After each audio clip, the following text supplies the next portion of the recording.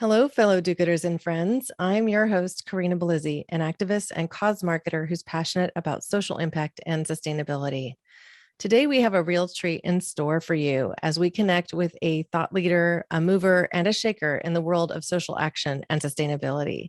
She's worked with the WHO and the UN to create real solutions. Stay tuned. Welcome to Care More, Be Better, a podcast for people like you who care about the social impact of conscious companies and everyday heroes.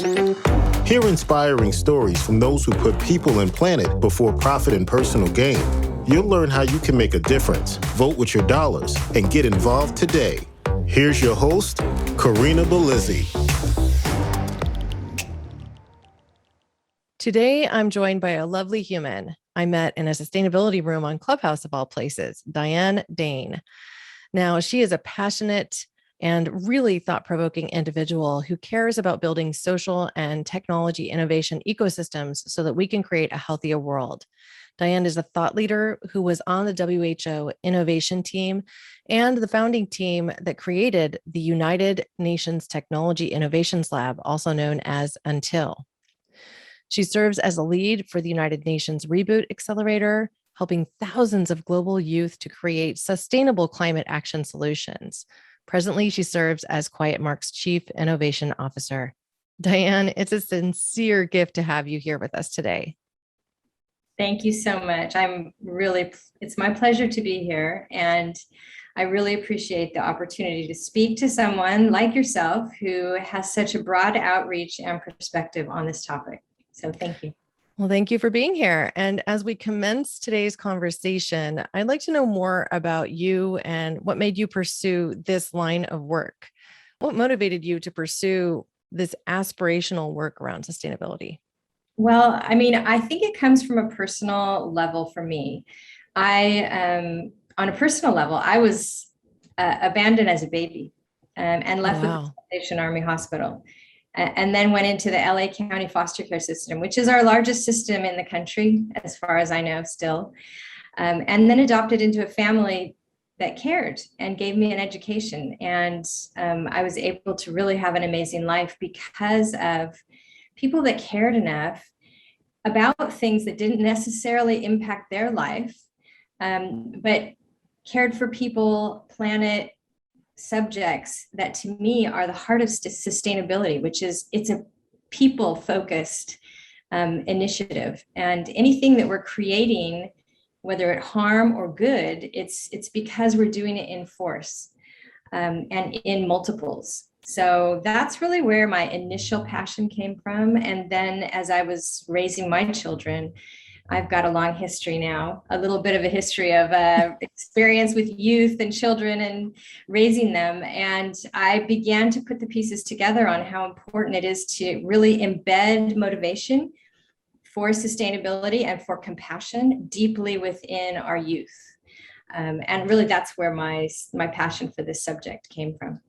Oh, that's so interesting. So in an earlier episode with another individual, I also happened to meet on Clubhouse, Godfrey Coker.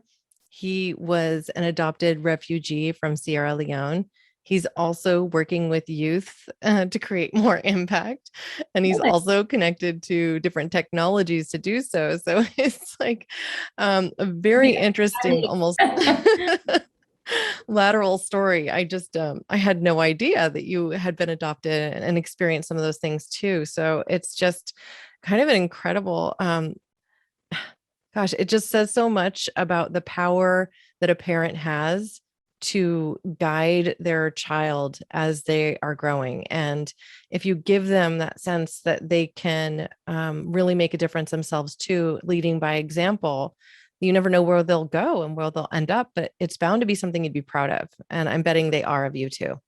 Oh, thank you. It is the most important job that I've ever done. And I consider everything after that a bonus. So it really, to raise successful humans that are going to walk the earth and care about others and actually want to make the earth a better place is really the most important thing we can do because it extends our lives. I always talk to youth about, partner with a mentor, and mentors actually take them seriously. So you can extend your life and way of giving, innovation and impact in the world with the younger generation. So it really is a combined effort. No, I totally agree. Now, I understand you also serve as the Chief Innovation Officer and Advisory Board member to the World Humanitarian Forum, and that you're currently working to create a healthier, more equitable post-COVID world. So can you talk about that project? We're the largest multilateral forum in the world that brings together stakeholders from government, from different agencies, the private sector, to talk about how we all work together. And I'm on their advisory board. I focus on innovation.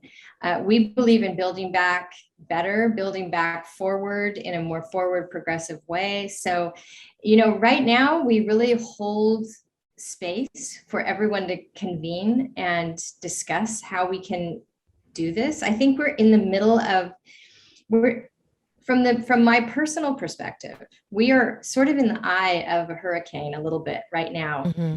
And we're trying to decide which way to go. I don't know about you, but I find a lot of people are trying to figure out which way do we go, which is going to have the most impact. We all know that it's a massive emergency, it's a massive call to action, but there's so much confusion out there. And so really that's we all need to come together and start pushing in the same direction and decide what that direction is in consultation with the planet, with the stakeholders and voices that have been marginalized. So that's really the space where we have the opportunity to do that and to speak to leadership in that forum. Well, there you mentioned the world essentially as a stakeholder in that conversation. And so I wonder how you work that in, how you build in this sense that the world is a stakeholder when you're talking to executives at a variety of different companies. Well, that is a really interesting point, because I don't know if you've read the Dasgupta report that the UK government recently put out in conjunction leading up to COP26. No, I haven't. So they pointed out that nature is really a blind spot in our economics of recovery. And absolutely so interesting. It's absent from the accounting systems that govern, and it's ignored by economic decision makers. Mm-hmm. So it's calling for a reconstruction of economics to include nature as a factor and to rebalance the demands on nature as a resource with its capacity to supply them. So in other words, we're just extracting, we're constantly extracting, we're taking it for free because we can, right? Because that's what we've done. It's an unpaid resource that we can turn into a GDP. But there's a sinkhole that we're not compensating nature as a value, and as there's an economic sinkhole. I think it's a very interesting paradigm between, for instance, women and men who are unpaid caregivers to our families, to our children. We give and give and give and give and give, and the earth is a feminine entity, does the same thing.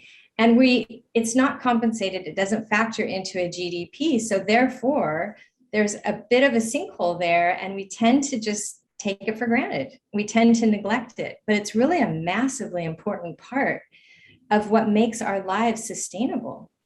And the indigenous populations know this so well. They plan for 7 generations ahead. Even if they could, let's say, adjust there's a story that UNFCCC related to me, and I don't remember which tribe it was, or which country it was, but it was the indigenous population of a country. I'm not going to quote it because I would get it wrong. I think I know what it is, but it's a major country, and the government leaders, the catch of fish was decreasing because of their traditional way of catching those fish. And the government leaders came to them and said, if you make the holes in your nets smaller, you will be able to catch more fish and be able to sustain yourselves. And they said, but if we do that, it will impact maybe 7 generations down, and they won't be able to have as much if we overconsume. So the indigenous populations know, do not overconsume. We are, as a society right now, we are overconsuming. We are throwing away. We have a paper cup society where we just, disposable, right? Yep. Yeah. So, I mean, as society, we've disengaged from the fact that we are a part of nature, that everything we touch came from nature, that we are indigenous to the planet, to nature. We've forgotten those values. We've forgotten how to honor and give back before we take to the country. I mean, this is something you and I spoke about briefly before too. It's like we are thinking in some ways that the same problems that got us here will somehow help us, escape the challenges that we're presently seeing. Like, oh, well, instead of using that plastic or paper cup, I'm just not going to use it. But we also have this huge kind of carbon sequestration problem where there's already so much in the atmosphere that global warming will continue regardless, unless we are able to draw that down and ultimately change how we're doing things from a business perspective and from a global community perspective by taking the earth into consideration, by understanding that these are finite resources, not infinite. So we can come from an idea of abundance, but without, really looking at the earth like, oh, well, I can just go ahead and, blow this mountain up and take the copper out of it without worrying about what it's going to do to the local environment. Yes. So, making considerable changes in how we approach the earth and these finite resources will only serve to help us. Getting out of a space where we replace our cell phones every year and a half, that will help too. Yeah, I know. Or the companies that kind of shut your phone down every time they update and you haven't bought a new phone. I mean, I think we're forced into this economy of consumption, and we just, it's a challenge. It's a challenge to step out of that and realize that we're surrounded by an abundance of this most beautiful, precious resource of love and nature and, care and compassion. If it's there. I mean, it's the feminine principles of what make us human and make us connected as a species and as a race. We can do phenomenal, amazing, miraculous things in a short space of time. But it is going to take all of us realizing this and pushing together, pulling together, holding hands together. Enough of the divisions. Enough. Right. Agreed. Divisions. I'm tired of it, and it's not getting us anywhere. I think a lot of us are. So I think it's important, though, to also draw a distinction for people, because I think the lay public, they hear feminine, they hear masculine, and they have ideas of what these things mean.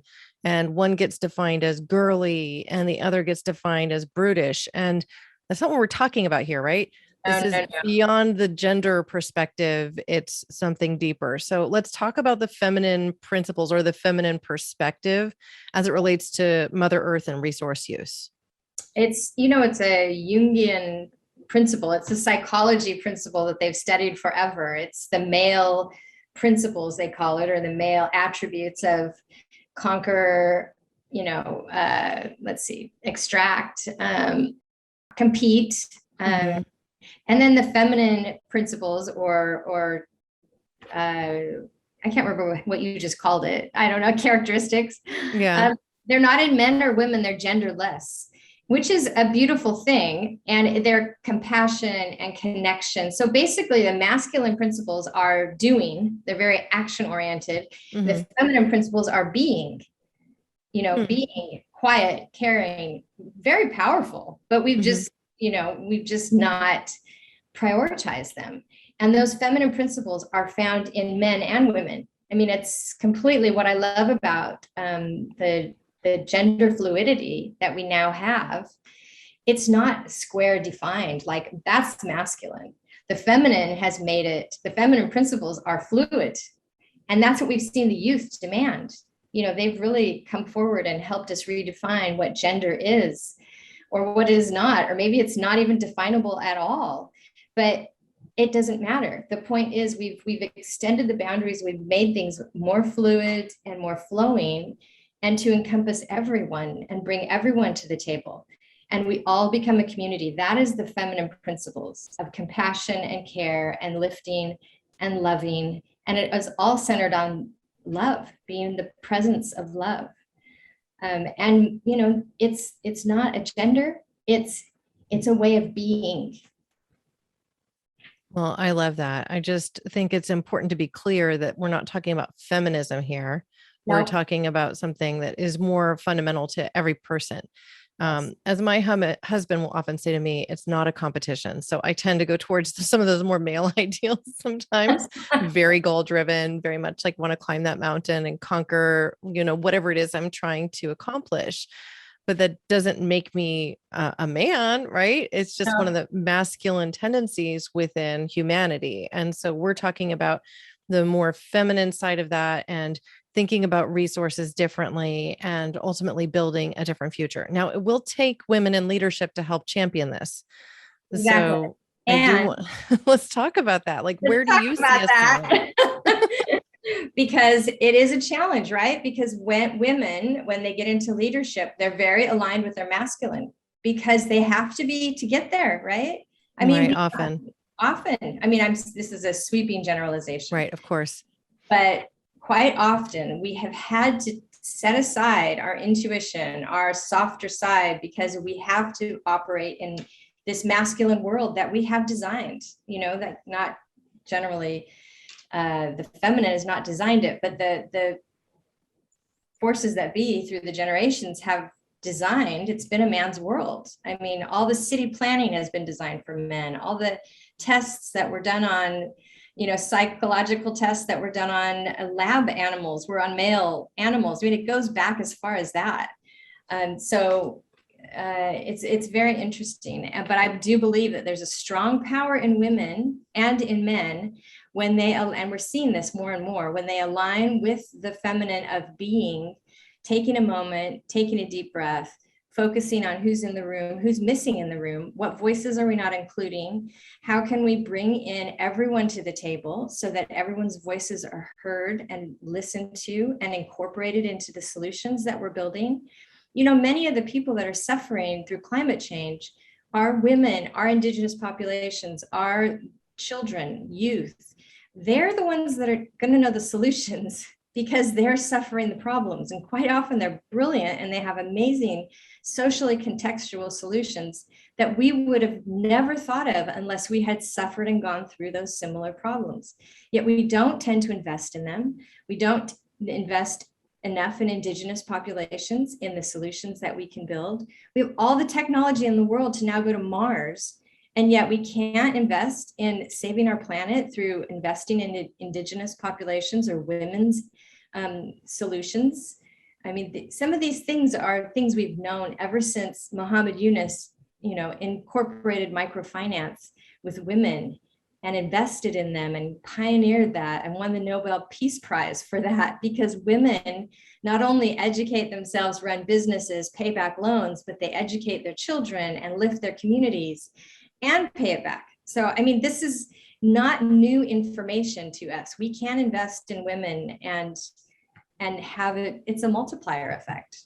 Mm-hmm. So I know I've probably wound through a lot of these subjects in one conversation, but yeah. So I'm curious to know your perspective on what it will take to turn around the climate machine and maybe the business machine as it relates to the climate. I'm sure you've put a lot of thought into this, and there are several initiatives, I think, that are presently underway. And I mean, there's a million different ideas out there on how we can solve climate problems.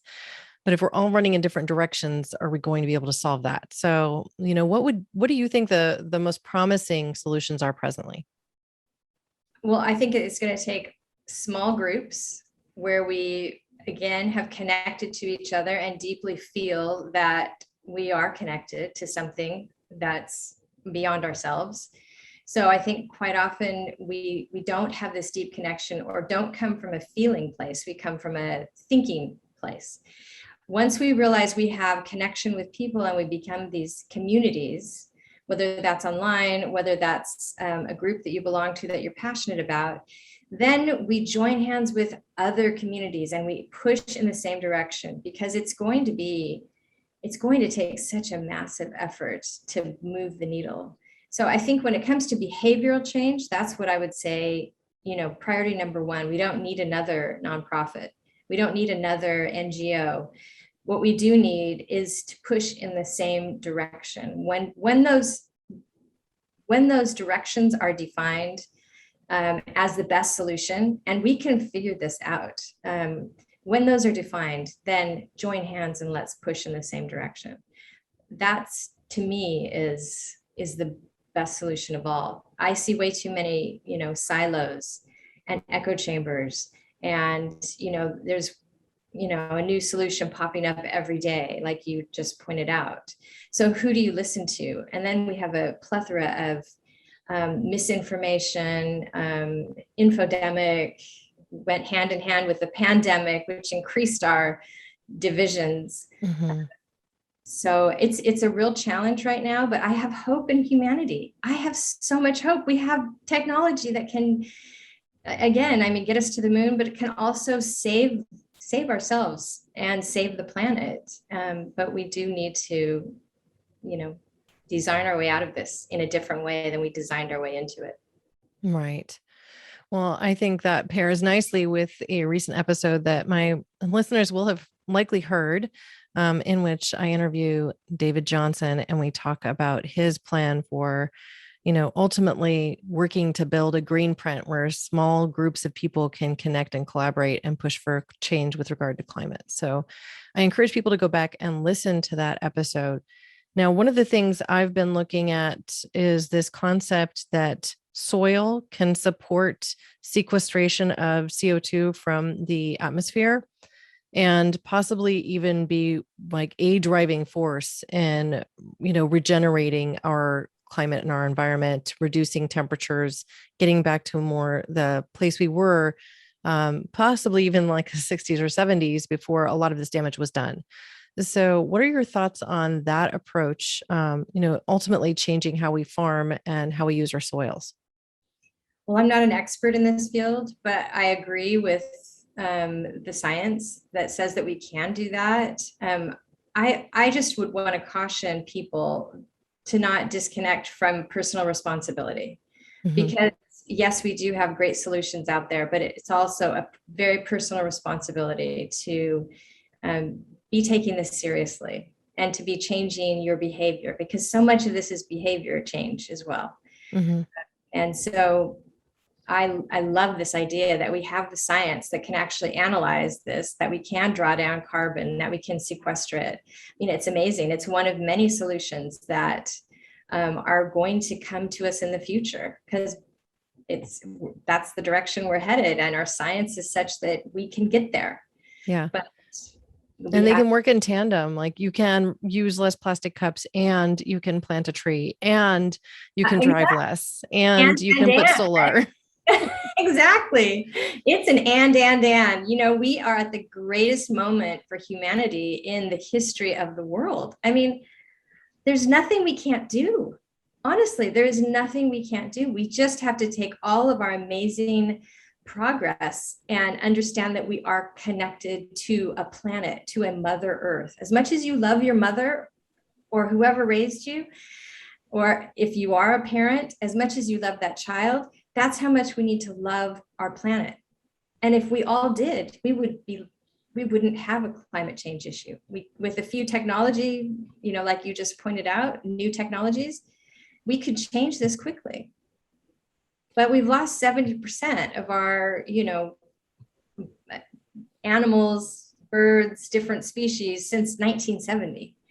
And the people that steward 80% of our biodiversity are the indigenous populations. And so unless we have a powerful shift towards changing our thought processes, we are going to continue down this road of destruction.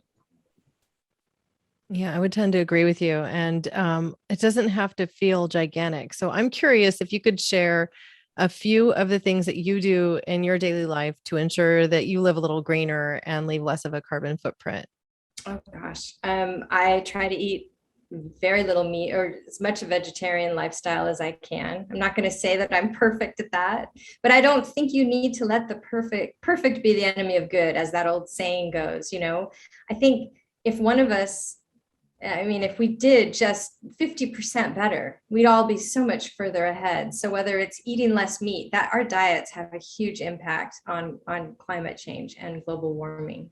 And on our personal health. Like, let's not forget that one, Exactly. I mean, take public transit, take a bike. I mean, I don't know where your podcast goes exactly, but Americans aren't traditionally very much known for, prioritizing biking over taking our vehicles everywhere. But if possible, find another mode of transportation. It's simple things. It's not complicated things. Wash your dishes, wash them by hand instead of buying paper cups and plates. And yeah. Or in our case, we bought this newfangled dishwasher that only uses something like 2 gallons of water to wash an entire load. And it's energy saver. So at the same time, it doesn't use a ton of energy. So we're protecting our water use. And that's really important here in California because guess what? Water tables aren't where they once were. And, we aren't getting as much rain. So without as much rain, you don't have enough to draw from. And you end up borrowing from other rivers like the Colorado River or something like that. So we have to be mindful of that. And I therefore also have rain barrels. My husband was just repairing them this morning in preparation for storms, which will hopefully come, to make sure that we can capture that and then water our fruit trees with that. Or even just putting a bucket in the shower, or turning off the water in the shower when we're soaping up and things like that. So, there are many little changes we can make to live a little bit more clean and a little bit healthier. I also make the effort of when I do errands, kind of plotting it out and making sure I go kind of in a loop and hit everything at once, as opposed to 6 different trips during the week. Right. So little changes like that can make a big difference with time. My car certainly has less miles on it as a result too. So there's that. Right. That's right. And we all could simplify, for our own internal well-being, our own Green Deal. It's an inner Green Deal, right? We need to treat ourselves better. We need to focus on quieting our minds, and, trying to simplify is not a bad thing. It goes hand in hand with helping the planet, because we need to reconnect to the planet. We need to reconnect and understand that we're a product and we're a child and a creature, just like every other creature on this planet. That's what's so important. Right. I mean, I've gone as far as with my pets, right? I rehomed somebody else's pets into my home. And then I never thought I'd say this, but I breed roaches because I feed them to my dragon. I have a bearded dragon, right? And so that means that I'm not paying for shipping for insects to come from elsewhere. I'm not receiving them in a box. They aren't arriving dead because it got too hot or too cold. So I'm taking care of it within the walls of my home. I feed them scraps from my kitchen that, like the ends of carrots and stuff like that. And so it's a really kind of self-sustaining ecosystem. And the thing that this little box that I keep them in has taught me about is also ecosystems with insects, because then I have 2 other species of insects in there that help to keep it clean. And it's just like, it's kind of like this ongoing experiment that I'm running with my 6-year-old child, keeping him kind of in the know of what it takes to keep healthy critters of any number of sorts. And so, you got permaculture, you got a little biodiversity. Yeah, I do. I mean, I did at one time do vermicomposting, and I tired of that. It was a lot more work than I wanted it to be. And so I now compost using a traditional composter outdoors, but the bottom of it touches the soil. And so that means that I actually get the benefits of vermicomposting, because insects come in and help to eat all the plant matter and create really rich soil. And so in my gardening efforts at home, we're using that because it's all organic produce anyway. And it means that I've got rich soil. There is black gold in there, among other things, I'm sure.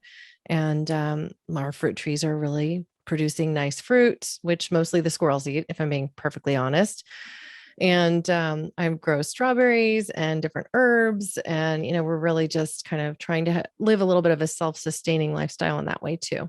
That's so smart, because we've become so disconnected. I realized one day I was in New York City and I was drinking a cup of coffee, and I had a moment I was waiting for something to begin. And I looked at the cup and I thought, I wonder what did it take for this cup to get into my hands with this coffee in it? And wow. I visualized the farmer growing it, the transportation that was needed, if you actually think about it, we're so disconnected by the time food or anything gets to us that we wouldn't know how to do it ourselves.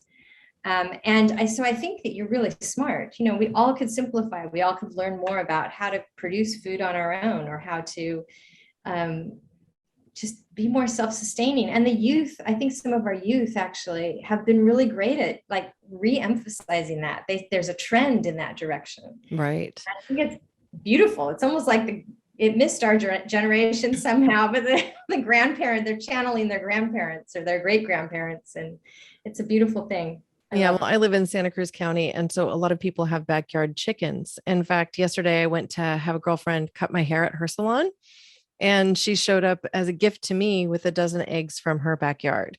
And so to me, that was a lovely gift. Oh, that's wonderful. I love that. I was the president of an organization that was founded by Eleanor Roosevelt, and it was designed to honor women, mothers in particular, created during the Depression, because during the Depression, everything shut down. There was no money for social services. There was no money for jobs.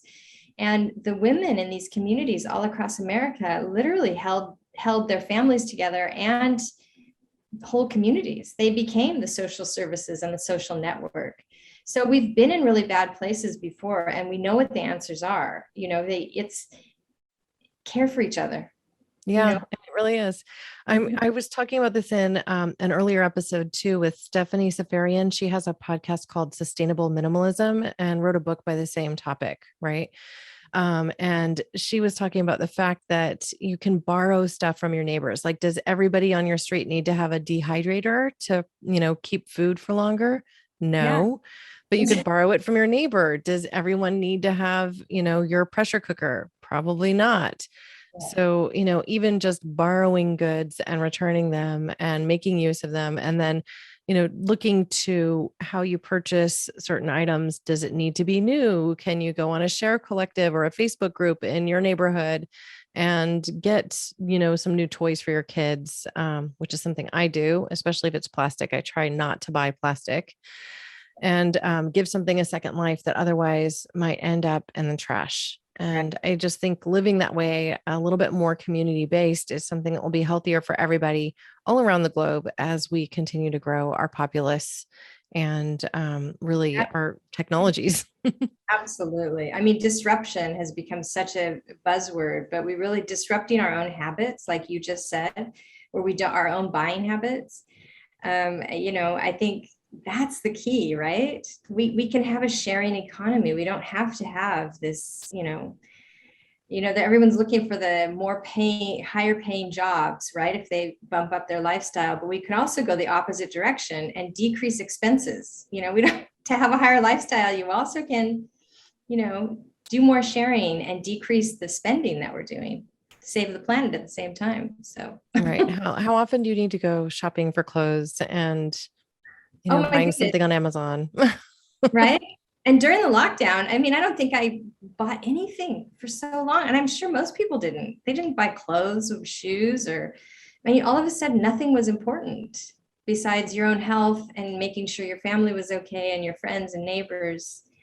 And now we're out of lockdown and we're sort of, going back into the same habits, which is really, it's interesting because I think a lot of us learned quite really, really huge lessons during lockdown, good and bad and everything in between. But we seem to be reverting back to our busy lifestyles that we had. So hopefully we'll continue some of our good lessons. Well, I think we'll keep some of the gems. I certainly am not buying as much clothes, but the running shoes, I've kept those up. Definitely going through just as many of those. They only last so long, and then I have to get a new pair. But I also take them to a local shop, Running Revolution in Santa Cruz. They actually take all of the shoes and they use them to build high school tracks and college tracks. So, those are rubberized tracks around the United States. And so I can donate my shoes there. They collect them and they send them to another company that does that, which I think is a great second use for sneakers. Absolutely. And it's impressive that you've been going through so many sneakers. I wish I could say the same. So it's my exercise, right? Because the gym will close and everything else too. So go out for a run, spend some time in nature, and just enjoy life that way. So that's right. Now, As we prepare to wrap up, I would love to ask you a final question. Is there something that I haven't asked that you wish I had? I mean, I would love to know what you think. I touched on that Indigenous populations are focused on 7 generations in advance. What do you think our world will be like in 7 generations? And what is there, if anything, is there any one action you would take for those? So I think that that's 7 generations down. I wish I would be asked this question. I guess this is my one question that I would want to be asked. What impact or what ancestor do you want to be? Mm. So if we're thinking about 7 generations out, I don't even know how many that is, but how many years, right? You're thinking. Yeah, I don't know how many years that is, but I think that's like between like 140 and 175, something like that. Yeah. But I think that's the one question I would love to think about it. So I'm not saying I want to be asked it right this second, but I would like to ask everyone listening, what kind of an ancestor do you want to be? Because one thing for sure is they're going to be looking back at this moment in time during the pandemic, recovery from the pandemic, climate change as a perfect storm. What did my ancestors do? How did they survive it? Right. And what could they have done differently and better? Exactly. Yeah. I mean, I think the thing I think about often is how technology can be an incredible solution and also a problem. So, I'll take, for instance, electric cars, right? We build them to run for, I don't know, up to, I think, about 10 years, and the batteries need to be replaced. And they use a lot of minerals and resources in those batteries. And then you wonder, is that the right way to build an electrical car? And have we thought about enough of what the repercussions down the road could be by developing this new technology? And sometimes I think that's the piece that's missing, that I wish we would do a little differently, is really think through what the repercussions will be of the actions we're taking to solve problems in the now, and then kind of address how we think about them from a solutions perspective with that in mind. Because I think often when we see a new technology and the capability in front of us, we're amazed by it and we become a little bit blind to what the repercussions of that technology might be. That's so true. And for instance, drilling into Greenland, into the permafrost of Greenland to get the minerals needed for the electric cars, batteries, It's a little scary. It's a little scary. Just a little. I mean, but what is the ramification of that? And everything in between, these solutions that we're going to be deciding this year, because we're so urgently needing change. I'm with you. Yeah. So, I mean, one of the things I'm going to be looking at more closely is soil health and future episodes. And, I remember in my undergrad, Joseph Campbell wrote a smattering of books all about the connections of technology over time and how humans have adapted and grown over the years. And he wrote at length about the invention of the plow and how it changed everything for humanity. And it really did. It enabled us to change our environment in such a way that we could now have staple foods around, year round, and we could plan for bigger communities. We could come together instead of living in smaller tribes in a larger environment, because we now had enough food to sustain a larger group, right? And so this whole advent of agriculture as a new technology really did change things. But what did it also do? Over farming an area can really create problems for the environment. And as I'm now learning, really just tilling that soil over and over and over releases more carbon into the atmosphere and essentially turns that rich soil into dirt. And so if we are going to build solutions that will support our global populace for generations to come, then we really need to change our thinking as we produce new technologies. Like, what are the repercussions going to be? Am I keeping nature in mind? And will nature help me solve this problem in a different way so that I'm not creating a new problem for her? Yeah, so true. It's so true. You're so spot on. So anyway, that's where my head's been. It's the rabbit hole I'm digging into next. And I look forward to talking to more experts so we can discuss that deeper. Now, is there a thought that you'd like to leave our audience with today? Oh my goodness. Just don't disconnect. Just continue to care. Continue to care more, be better. Just like the title of your podcast, which I think is absolutely perfect. And don't get discouraged. Don't get depressed. Don't put your head in the sand and say it's not worth it, because it is. And this is something that's possible. I have a tremendous amount of hope. I led the Reboot Accelerator at the UN and saw amazing solutions out of youth that would boggle your mind, and they will absolutely change the world, and quickly. So we can do this. We can do this. We can do this. Thank you, Dianne, for all you do. Now, if our listeners want to get in touch with you directly, how should they do it? Where do they go? They need to get more of Dianne. They want to hear more about the things that you're doing and these incredible projects with the UN, the WHO, and more. Oh, you can email me. You can find me at diannedain.com, or you can email me at diannedain@gmail.com. And Dianne with 2 N's, I should say, just because I'm so used to spelling it differently. So diannedain.com. I will be sure to include that link in show notes, and also a connection to your LinkedIn page, which is quite impressive, I must say. Oh, thank you. Yes. Yeah, you can reach me anywhere. I'm happy to connect. And if there's something that I can help with, I'm generally, if I'm able to, I will help. I love that, Dianne. Thank you so much. Thank you so much for the opportunity. It was a great chance to speak with someone who's actually you're doing more than just talking the talk. You're actually doing something about it, which is really great. So hats off to you. And I look forward to following your progress on this podcast. Oh, thank you so much. All in an effort to inspire more people, right? And that's what we're doing together. That's right. Thank you so much. We'll have a good week, everyone, wherever you're at. Now, listeners, I'd like to invite you to act. It doesn't have to be huge. It could be as simple as sharing this podcast with people in your community.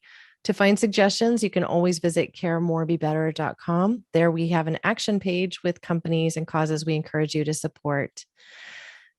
And thank you for being a part of this pod and this community. It really is an important group of people. Hopefully together we can push for more change. You can follow us on social spaces at caremorebebetter, or just send me an email to hello@caremorebebetter.com. I want to hear from you. Thank you now and always for being a part of this pod and this community, because together we really can do so much more. Thanks for listening to Care More, Be Better, a podcast for social good. To make sure you never miss an episode, subscribe, rate, and review wherever you listen to podcasts, and share with your friends to help us reach more people and spread more social good.